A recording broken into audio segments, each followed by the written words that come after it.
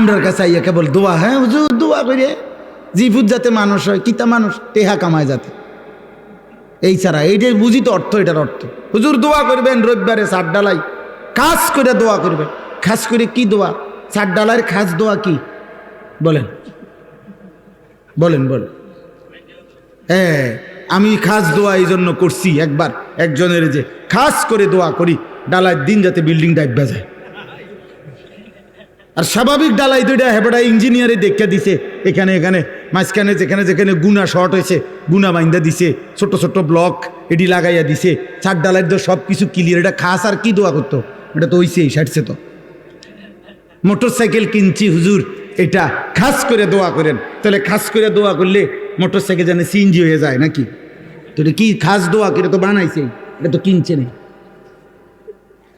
Motor সাইকেলের খাস দোয়া কি? হুজুর এই জমিটা কিনছি খাস করে দোয়া করে, বলে তো কি করতো? মানে এটা মাটি এটা স্বর্ণ হয়ে যেত নাকি? বলেন এটা কি দোয়া করতো? এটা জমির আর দোয়া কি? তার তো কিনছেন, দলিল করছেন, আপনার নামে দলিল হয়েছে, তো আর এনে কি দোয়া? আর বেশি দোয়াটা কি? বলেন, ইনসাফ করে।